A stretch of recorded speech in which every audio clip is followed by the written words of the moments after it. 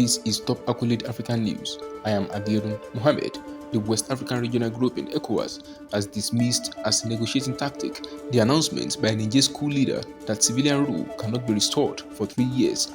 The organization's political commissioner, Abdel-Fatau Musa, said the timetable was unacceptable. On Saturday, General Abdourahamane Tchiani said a national dialogue was needed to lay the foundations for a new political order in Niger. Ecowas has threatened military action to restore the ousted president. Crowds have again rallied in the capital, Niamey, in support of the coup, but correspondents say others opposed to the military takeover are afraid to publicly express their views. South Africa's President Cyril Ramaphosa has reiterated that his country will not be drawn into global power dynamics. Ramaphosa's televised address came ahead of the meeting of the BRICS nations, Brazil, Russia, India, China, and South Africa in Johannesburg on Tuesday. He noted, however, that this, in quote, does not mean that we are neutral on matters of principle and national interest.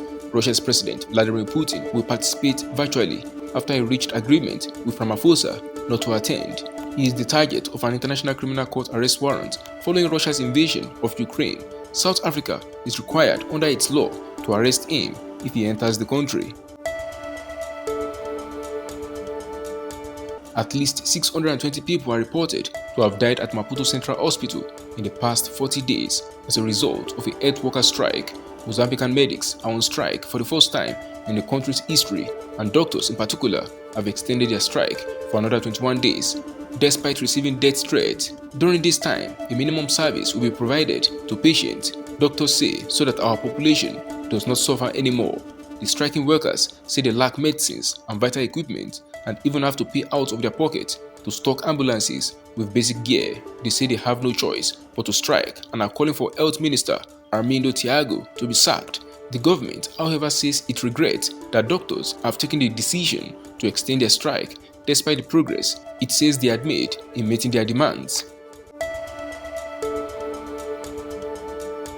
The Egyptian authorities arrested then released a journalist who published articles accusing officials of involvement in smuggling cash, weapons and gold to Zambia.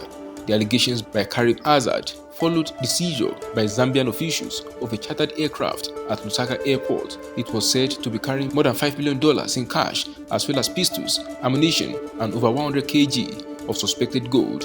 Documents purportedly from a Zambian investigation had allegedly named several Egyptian army and police officers as suspects. Egypt's National Press Union says Azad was the 24th journalist to be detained in the country. Azad works for the news site Matdatouche. Colleagues of Azad have accused security forces of assaulting his wife and child during his arrest on Saturday. Somalia has announced a ban on social media platforms TikTok and Telegram and the online betting platform 1xBet. The government says these platforms are being used by terrorists and groups responsible for spreading immorality to spread graphic clips, photos, and mislead society.